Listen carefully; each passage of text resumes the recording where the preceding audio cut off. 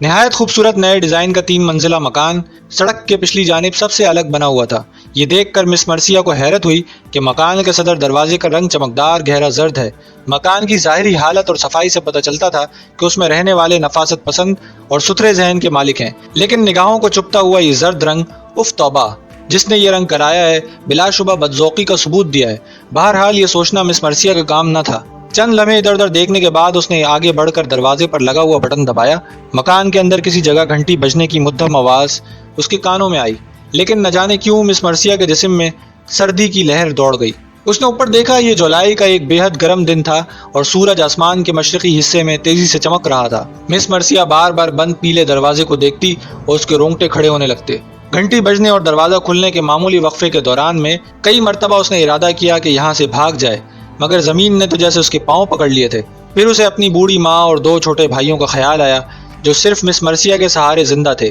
شدت غم سے اس کی آنکھیں بھرا گئیں۔ اگر وہ نوکری نہ کرے تو گھر کا خرچہ کیسے چلے؟ بھائیوں کی تعلیم کے اخراجات کیوں کر پورے ہوں گے؟ گزشتہ مہینے سے وہ ایک فرم میں کام کر رہی تھی اور اسے اتنا معاوضہ مل جاتا تھا کہ جس سے گھریلو ضروریات آسانی سے پوری ہو جاتی تھیں، لیکن یکایک اسے جواب دے دیا گیا، کوئی وجہ بتائے بغیر۔ وہ سخت پریشان ہوئی۔ اس نے دوسری جگہ ملازمت حاصل کرنے کے لیے دوڑ دھوپ شروع کر دی، لیکن ہر جگہ نفی میں جواب ملا۔ اس کے پاس جو بچی کچی رقم تھی وہ بھی خرچ ہو چکی تھی۔ وہ صبح اٹھتے ہی تمام اخباروں میں ضرورت ہے کا کالم دیکھتی اور درخواستیں لکھتی اور انٹرویو کے انتظار میں گھڑیاں گنتی رہتی۔ اس کی عمر بمشکل 20 سال ہوگی۔ وہ اتنی خوبصورت تو نہ تھی، لیکن صحت مند جسم اور پرکشش شخصیت کی مالک ضرور تھی۔ گھریلو مصائب نے اسے حد درجہ پست حوصلہ اور احساس کمتری میں مبتلا کر دیا تھا۔ بعض ملنے جلنے والی سہیلیوں کے برعکس وہ تنہائی پسند اور چپ چاپ رہنے والی لڑکی تھی۔ اس کا کوئی دوست بھی نہ تھا۔ اسے دوست بنانے کی فرصت ہی کہاں تھی؟ اس کے سامنے اپنی مفلوج ماں اور 2 ننھے بھائیوں کا مستقبل ہاتھ پھیلائے کھڑا تھا۔ یکایک اس نے پیلے دروازے کے اندر زنجیر کھلنے کی آواز سنی۔ دروازے کو آہستہ سے سرکایا اور ایک خادمہ کا مکروہ چہرہ دکھائی دیا۔ مرثیہ کے جسم میں ایک بار پھر خوف کی لہر دوڑ گئی۔ اس نے خادمہ کو اپنی طرف گھورتے پایا۔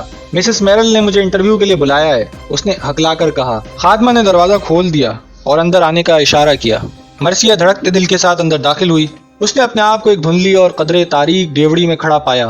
خادمہ نے دروازہ اسی طرح بند کر دیا کہ ہلکی سی آواز بھی پیدا نہ ہوئی۔ پھر کچھ کہے بغیر مرثیہ کے آگے آگے چل دی۔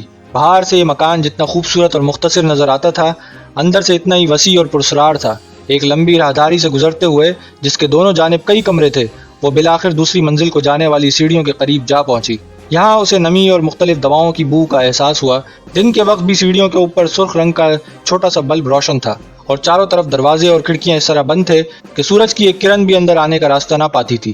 اس نے دل میں سوچا کہ مسز میرل اس عجیب و غریب ماحول میں نہ جانے کیسے رہتی ہے، حالانکہ اس کا شمار ملک کے مشہور و معروف سرجنوں میں ہے اور بعض آپریشن تو اس نے ایسے کیے ہیں کہ یورپ سے باہر بھی اس کی شہرت پر لگا کر اڑ رہی ہے۔ تاہم ایک بات میں شک نہیں، مکان کی ڈیوڑی، راہداری اور سیڑھیوں پر جو قالین بچھا تھا وہ مس مرثیہ کے حقیر سے اندازے کے مطابق بے حد قیمتی اور حسین تھا۔ اس کی عمارت کا کیا ٹھکانہ ہوگا؟ مس مرثیہ کے دل کو کچھ اطمینان ہوا۔ اس نے سوچا اگر ملازمت مل گئی تو سب دلت در دور ہو جائیں گے۔ اسے مسز میرل سے معقول تنخواہ مل جانے کی پوری امید تھی۔ دوسری منزل کے ایک کشادہ کمرے میں اسے بٹھا دیا گیا۔ موٹی تازی مکروہ شکل والی خادمہ نے کرخت آواز میں بتایا، مسز میرل ابھی یہاں آئیں گی۔ وہ دروازہ بند کر کے چلی گئی۔ مکان کے اندر ہیبت ناک خاموشی طاری تھی۔ مس مرثیہ کے دل میں پھر طرح طرح کے وسوسے اور خدشے جنم لینے لگے۔ ایک نامعلوم سے اضطراب اور بے چینی اس کے ہر رگ و پے سے ابھر رہی تھی۔ کوئی اس کے کان میں بار بار کہہ رہا تھا، یہاں سے بھاگ جا یہاں سے، اب بھی وقت ہے، بھاگ جا۔ اس نے پہلو بدلا، سر کو جھٹکا دیا اور کمرے کا جائزہ لینے لگی۔ کمرے میں بیش قیمت فرنیچر سجا ہوا تھا۔ چاروں طرف رکھی ہوئی اونچی اونچی الماریاں کتابوں سے پر تھیں، موٹی موٹی اور وزنی کتابیں۔ یہ ہیں وہ کتابیں جنہیں پڑھ کر مسز میرل سرجن بنی ہے۔ مس مرثیہ نے سوچا، کاش وہ بھی ڈاکٹر بن سکتی، لیکن ڈاکٹر بننے کے لیے دولت چاہیے۔ دفعتاً دروازہ جھٹکے سے کھلا۔ مس مرثیہ گھبرا کر اپنی جگہ سے اٹھ کھڑی ہوئی۔ اس کے سامنے ایک طویل القامت، سرخ چہرے اور چمکیلی سی آنکھوں والی ایک ادھیڑ عمر کی عورت، جس کی عمر 50 سے کم نہ ہوگی، لیکن صحت قابل رشک تھی۔ اس کے لب سختی سے بھجے ہوئے تھے۔ جسم کے سب سے نمایاں اعضاء اس کے قوی بازو اور لمبی لمبی سفید انگلیاں تھیں۔ مس مرثیہ کو پہلی نظر میں یہ بازو اور انگلیاں سنگ مرمر کی بنی ہوئی معلوم ہوئی۔ یہ تھی وہ عورت جس نے سرجری کی دنیا میں نام پیدا کیا تھا۔ مسز میرل نے نوجوان لڑکی کو اوپر سے نیچے تک گہری نگاہوں سے دیکھا۔ اس کے لبوں پر ہلکی سی مسکراہٹ نمودار ہوئی اور آنکھیں چمکنے لگیں۔ وہ نپے تلے قدم اٹھاتی ہوئی آگے بڑھی اور مس مرثیہ کے نزدیک پہنچ گئی۔ لڑکی کا چہرہ گھبراہٹ اور خوف کے مارے متغیر ہو گیا۔ اس نے گردن جھکا لی۔ بیٹھ جاؤ، مسز میرل نے اس لہجے میں کہا جس سے ظاہر ہوتا تھا کہ وہ اسے حکم دے رہی ہے۔ لڑکی فوراً کرسی پر بیٹھ گئی۔ وہ کوشش کے باوجود منہ سے کوئی لفظ نہ نکال سکی۔ مسز میرل کی باوقار اور پرسرار شخصیت نے معصوم لڑکی پر دہشت طاری کر دی تھی۔ یہاں تمہیں کچھ زیادہ کام نہیں کرنا پڑے گا، مسز میرل نے پارٹدار آواز میں کہا۔ میری خط و کتابت مختصر ہوتی ہے، ہفتے میں 1-2 خطوں کا جواب بمشکل دینا ہوگا۔ میری سماجی سرگرمیوں اور لوگوں سے ملاقاتوں وغیرہ کا کام ڈورکاس نے سنبھال رکھا ہے۔ وہ میرے پاس بہت عرصے سے موجود ہے اور آئندہ وہ تمہارے زیر ہدایت کام کرے گی۔ مرثیہ ڈر رہی تھی کہ خدا جانے کتنا کام کرنا پڑے گا۔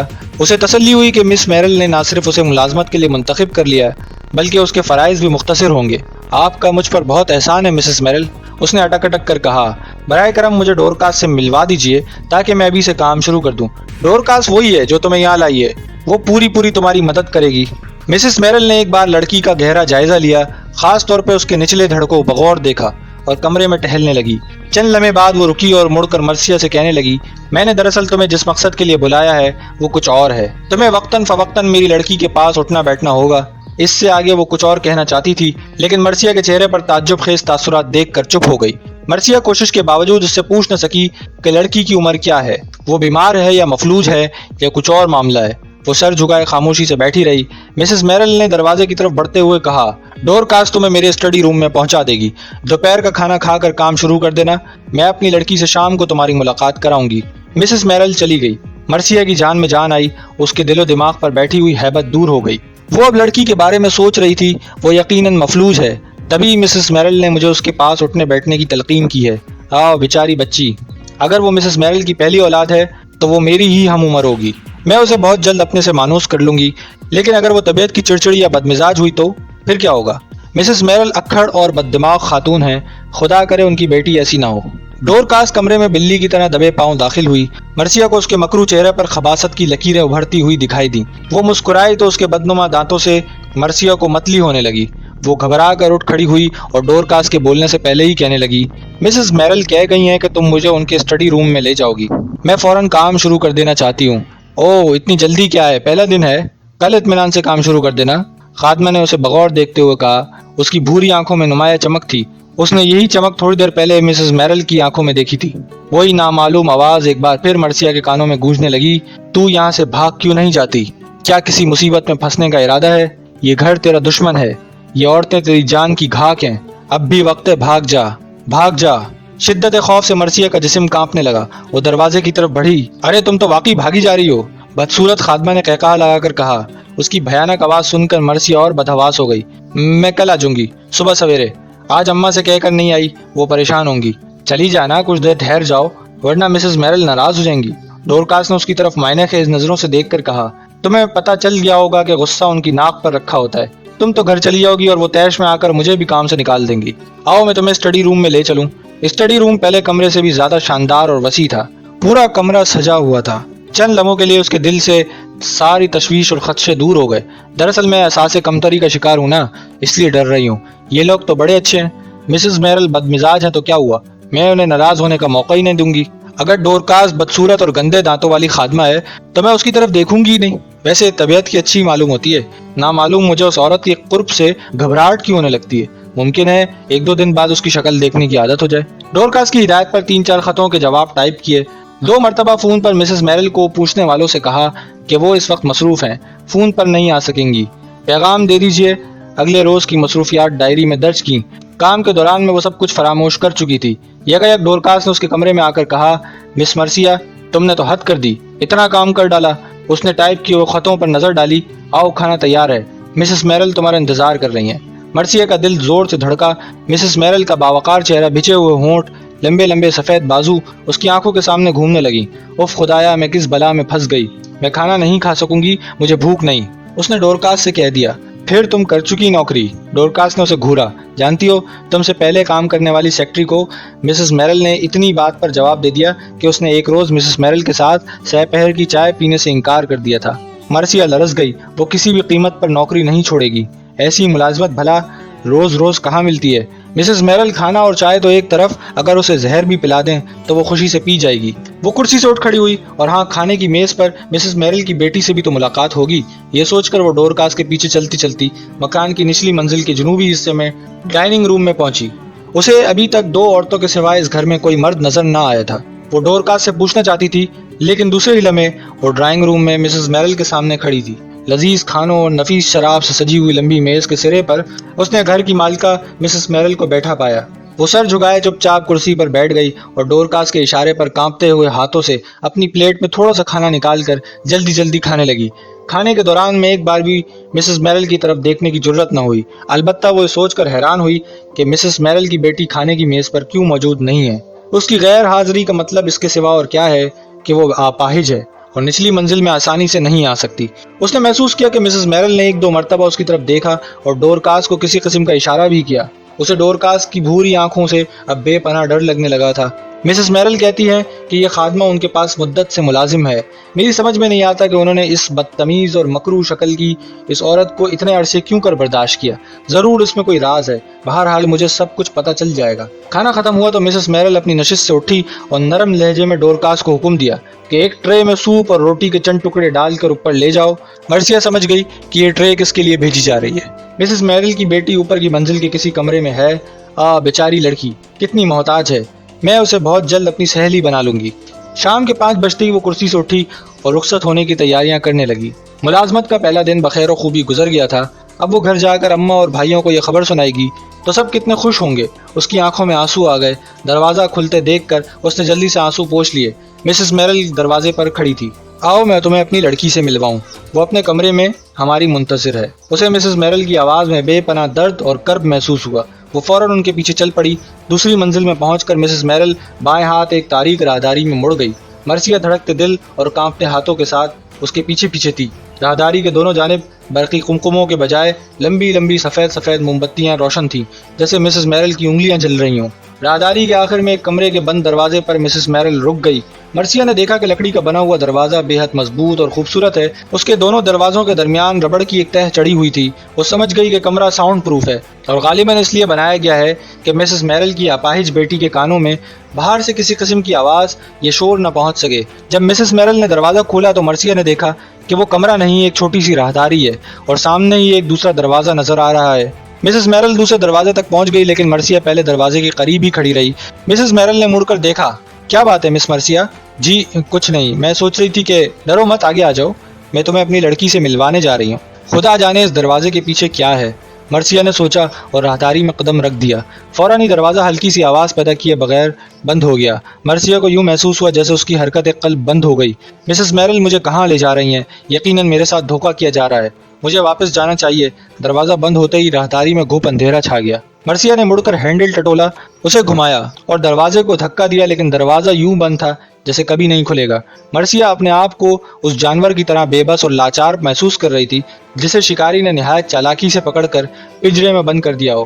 وہ اس اجنبی مقام پر ایک ایسی عورت کی قابو میں آ گئی ہے جو نہ صرف ملک کی ماہر ترین سرجنوں میں گنی جاتی ہے، بلکہ اس کے بارے میں بہت عجیب و غریب داستانیں بھی لوگوں نے مشہور کی ہوئی ہیں۔ آؤ اور میری بیٹی کو دیکھو۔ اندھیرے میں مسز میرل کی خوفناک آواز گونجی۔ مرثیہ کا خون خشک ہو گیا۔ اس نے لرز کر کہا، میں آ رہی ہوں مسز میرل، یہاں اندھیرا بہت ہے، مجھے نظر نہیں آ رہا۔ کوئی پرواہ نہیں، آگے بڑھو۔ مسز میرل، کیا آپ کی بیٹی اپاہج ہے؟ مرثیہ نے ڈرتے ڈرتے پوچھا۔ اپاہج؟ مسز میرل نے دہرایا۔ چند سیکنڈ خاموش رہنے کے بعد اس نے دوبارہ آہستہ سے کہا، اپاہج نہیں، وہ اپاہج نہیں، آؤ تم خود دیکھ لو۔ مرثیہ کو یوں محسوس ہوا جیسے وہ اس تاریک قبر سے زندہ سلامت گھر نہ جا سکے گی۔ اسے شبہ ہونے لگا ہے کہ مسز میرل پر پاگل پن کا دورہ پڑا ہے۔ اب اندھیرے میں اس کی آنکھیں کسی حد تک مانوس ہو چکی تھیں۔ اس نے دروازہ کھلنے کی بہت مدھم آواز سنی اور مس مرثیہ نے اپنے آپ کو ایک وسیع اور انتہائی آرام دہ کمرے میں پایا، جس کی دیواروں اور چھتوں پر نہایت خوبصورت تصاویر بنی ہوئی تھیں اور روشنی کا انتظام ایسا تھا جیسے دن نکلا ہوا ہو۔ اس کمرے میں صبح صادق کے اجالے کا گمان ہوتا تھا۔ ایک گوشے میں پیانو رکھا تھا اور دوسرے گوشے میں آرام دہ مسہری پر ایک ننھی منی بچی آنکھیں بند کیے لیٹی تھی۔ اس کا چہرہ کھلا تھا اور باقی جسم بالدار کمبل میں چھپا ہوا تھا۔ اس کے ارد گرد تپائیوں پر تازہ پھولوں کے گلدستے رکھے تھے۔ کمرہ باقاعدہ ایئر کنڈیشنڈ تھا۔ نہایت نفیس سینٹ کی ہلکی ہلکی خوشبو ہر طرف پھیلی ہوئی تھی۔ مسہری کے سرانے سنہری تیلیوں کا بنا ہوا ایک چھوٹا سا پنجرا لٹک رہا تھا، جس میں جنوبی امریکہ سے لائی ہوئی حسین چڑیاں چوں چوں کر رہی تھیں۔ اولیوٹ، مسز میرل نے شفقت بھرے لہجے میں اسے جگایا۔ اولیوٹ نے جھرجھری لی اور آنکھیں کھول دیں۔ اس نے اپنی ماں کو سرہانے کھڑے دیکھا تو ہاتھوں سے کمبل ہٹا کر مسہری سے نیچے اتر آئی اور دہشت سے مس مرثیہ کے رونگٹے کھڑے ہو گئے۔ اس نے اپنے دونوں ہاتھ اس سختی سے بھینچ لیے کہ انگلیوں کے لمبے لمبے ناخن اس کی ہتھیلی میں پیوست ہو گئے اور ان سے خون پھوٹنے لگا، لیکن اسے تکلیف کا ذرہ برابر احساس نہ ہوا۔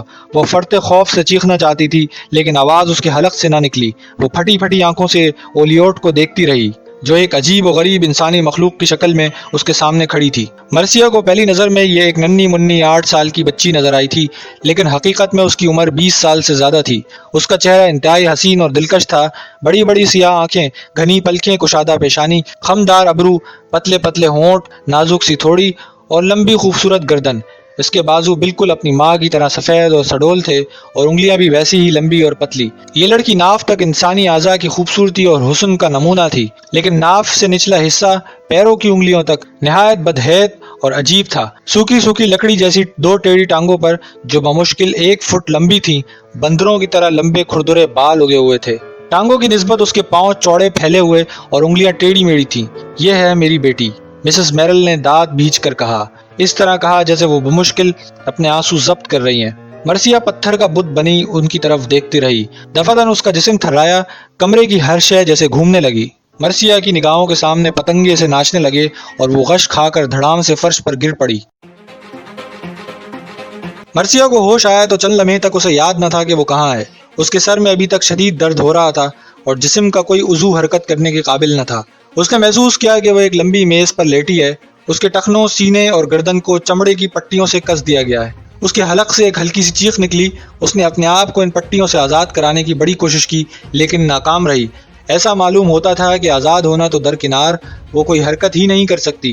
اندھیرا، ہر طرف اندھیرا۔ اب اسے یاد آیا کہ وہ مسز میرل کے ساتھ مکان کی دوسری منزل میں اولیوٹ کے دیکھنے گئی تھی۔ اولیوٹ، قدرتی طور پر اپاہج اور بے بس لڑکی، لیکن مسز میرل کہاں ہے؟ ڈورکاس کدھر گئی؟ میں یہاں کیسے آ گئی؟ یہ سوال بار بار اس کے ذہن میں گردش کرنے لگے۔ دفعتاً تیز روشنی پھیل گئی۔ مرثیہ نے دیکھا کہ وہ کسی اسپتال کے آپریشن تھیٹر میں ہے، لیکن وہاں بہت سی نرسیں موجود ہوتی ہیں، یہاں تو کوئی ڈاکٹر اور کوئی نرس نہ تھی۔ یکایک اس نے اپنے بائیں جانب کسی کو کھڑے دیکھا۔ اس نے سفید ایپرن اور منہ پر نقاب اور ہاتھوں میں لمبے دستانے پہن رکھے تھے اور آپریشن کرنے کے بہت سے اوزار اور آلات اس کے بائیں ہاتھ میں تھے۔ نقاب نے منہ اور چہرے کا باقی حصہ چھپا لیا تھا، البتہ چمکدار سیاہ آنکھیں کھلی تھیں۔ تم کون ہو؟ مرثیہ پوری قوت سے چلائی۔ شور مت مچاؤ لڑکی، نقاب پوش نے اسے ڈانٹا اور اوزار قریب ہی میز پر رکھ دیے اور نقاب سرکا دیا۔ مسز میرل دہشت سے مرثیہ کی گھگی بن گئی۔ آپ کا اس ڈرامے سے کیا مقصد ہے؟ براہ کرم مجھے اپنے گھر جانے دیں ورنہ میں چیخ چیخ کر لوگوں کو بلا دوں گی۔ مسز میرل نے فلک شگاف قہقہا لگایا اور مرثیہ کے رگوں میں خون جمنے لگا۔ یہ کمرہ ساؤنڈ پروف ہے لڑکی۔ وہ اس کے بالکل قریب آ گئیں۔ شور مچانے کا کوئی فائدہ نہیں، تم اس وقت انسانیت کی خدمت کر رہی ہو اور میں اس ملک کی سب سے بڑی سرجن، آج تاریخ کا نہایت نرالا اور عجیب و غریب آپریشن کرنے والی ہوں۔ اگر یہ آپریشن کامیاب ہو گیا تو دنیا بھر میں تہلکہ مچ جائے گا۔ تہلکہ! مرثیہ کے سر پر جیسے ہتھوڑے برسنے لگے۔ اس کے روئیں روئیں سے جان نکلی جا رہی تھی۔ وہ کسمسائی، تڑپی، روئی اور آخر میں فریاد کرنے لگی، مسز میرل، میں آپ سے رحم کی بھیک مانگتی ہوں، خدا را مجھے جانے دو۔ بوڑھی ماں اور 2 چھوٹے بھائی میری راہ تک رہے ہیں۔ میں اس دنیا میں ان کا واحد سہارا ہوں، خدا کے واسطے مجھ پر ترس کھاؤ۔ میں کچھ نہیں سننا چاہتی لڑکی، مسز میرل نے سفاکانہ لہجے میں کہا۔ اس کی آنکھوں میں بے پناہ چمک نمودار ہو گئی۔ میں تمہاری ماں اور تمہارے بھائیوں کو تمہارے عوض اتنی رقم دوں گی کہ وہ زندگی بھر بیٹھے کھاتے رہیں گے، بشرط یہ کہ آپریشن کامیاب ہو جائے۔ تم جانتی ہو میری لڑکی اولیوٹ کی عمر 22 سال ہے، وہ بالغ ہے، اسے بھی تمہاری طرح زندگی سے بھرپور لطف اٹھانے کا حق حاصل ہے۔ وہ بھی تمہاری طرح بازاروں اور پارکوں میں اپنے پیروں سے چلنا چاہتی ہے، لیکن مجبوری ہے۔ آج میں اس کی مجبوری رفع کر دوں گی۔ تم اپنی زندگی کے 20 برس کاٹ چکی ہو لڑکی، اب میری بیٹی کی باری ہے۔ مرثیہ کے سامنے موت منہ پھاڑے کھڑی تھی اور بچاؤ کا کوئی راستہ نہ تھا۔ وہ زور زور سے رونے لگی اور رحم کی بھیک مانگنے کے سوا اور کچھ نہ کر سکتی تھی، لیکن مسز میرل نہایت وحشیانہ انداز میں ایک ایک چھری اور ایک ایک آری اور ایک ایک اوزار اسے دکھا دکھا کر دوسری میز پر سجا رہی تھی۔ اتنے میں دروازہ کھلا اور ڈورکاس کچھ اور سامان لے کر اندر داخل ہوئی۔ ڈورکاس، خدا کے لیے مجھے بچاؤ، میں نے کسی کو کیا نقصان پہنچایا ہے کہ مسز میرل میری جان لینے پر آمادہ ہیں؟ انہیں اس وحشیانہ پن سے باز رکھو، یہ سنگ دلی ہے، یہ سفاکی ہے، وہ قانون کی نظر میں مجرم ہے، میری اجازت کے بغیر وہ آپریشن کرنے کی مجاز نہیں۔ ڈورکاس نے مرثیہ کو گھورا اور کرخت لہجے میں بولی، چپ رہ، زیادہ بک بک نہ کر، تو خوش نصیب ہے کہ مسز میرل نے اس تاریخی آپریشن کے لیے تجھے چنا ہے۔ ڈورکاس، وقت ضائع نہ کرو، مسز میرل نے پرسکون لہجے میں خادمہ سے کہا، وقت تھوڑا ہے اور کام بہت، جاؤ ओलियोट को दूसरी मेज पर इसी तरह लिटा दो। डोरकास ने अदब से सर झुकाया और कमरे से बाहर चली गई। मर्सिया पथराई हुई आंखों से छत को देख रही थी। वक्त की नब्ज जैसे थम गई थी। वो कान लगाकर गौर से कुछ सुनने की कोशिश करने लगी। अगर बाहर की आवाज़ कमरे में आ सकती है तो अंदर की आवाज़ भी तो बाहर जा सकती है, लेकिन कोई आवाज़ ना आई। कमरा यकीनन साउंड प्रूफ था। वो ज़िंदगी से मायूस हो गई। मौत कितनी भयानक सूरत में उसका ताक़ुब कर रही थी। चंद मिनट बाद डोरकास एक पहिएदार लंबी मेज़ को खींचती हुई कमरे में दाखिल हुई जिस पर ओलियोट लेटी हुई थी। मर्सिया ने गोशे चशम से देखा कि ओलियोट भी उसी तरह चमड़े की पट्टियों से बंधी हुई है। उसकी आंखें बंद थीं जैसे सो रही हो और हसीन चेहरे पर बला की मासूमियत थी। उसका जिस्म सफ़ेद कंबल से ढका हुआ था। डोरकास ने दूसरी मेज़ भी मर्सिया के करीब लाकर रोक दी। मर्सिया ने सोचा कि ओलियोट को उसकी जालिम और वहशी माँ ने गालिबन पहले ही बेहोश कर दिया है। मिसेस मैरल इन बातों से बेनियाज ऑपरेशन के औजार और दूसरा सामान तैयार करने में मसरूफ़ थीं। औजारों की झनकार सुन सुनकर मर्सिया का खून तकरीबन खुश्क हो चुका था। वो अच्छी तरह समझ चुकी थी कि उसका वास्ता एक जुनूनी और पागल डॉक्टर औरत से है जो किसी कीमत पर उसे ना छोड़ेगी और इस खून रेस तजर्बे से ना सिर्फ उसकी जान ले लेगी बल्कि अपनी बेटी को भी मौत के मुंह में पहुंचा देगी। डोरकास, क्या तुम तैयार हो? सब सामान ठीक है। मिसेस मैरल की आवाज़ गूंजी। हाँ मैडम, सब कुछ दुरुस्त है। आप खुदा का नाम लेकर ऑपरेशन शुरू करें। मैंने ओलियोट को पहले ही बेहोशी का इंजेक्शन लगा दिया है। आप फरमाए तो मिस मर्सिया को जिस्म सुन करने वाला इंजेक्शन लगा दूं? आखिर इस लड़की को मालूम तो होना चाहिए कि उसने फ़न तिब और इंसानियत की कितनी बड़ी खिदमत की है। बेशक बेशक, मिसेस मैरल ने हल्का सा कहका लगाकर कहा और मिस मर्सिया की तरफ बढ़ी। देखो लड़की, अपने हवास बरकरार रखो। अगर तुम ऑपरेशन के दौरान मर गई तो तुम्हारे आज़ा मेरी लड़की के किसी काम ना आएंगे, समझ गई? तुम्हें ज़िंदा रहना होगा हर कीमत पर।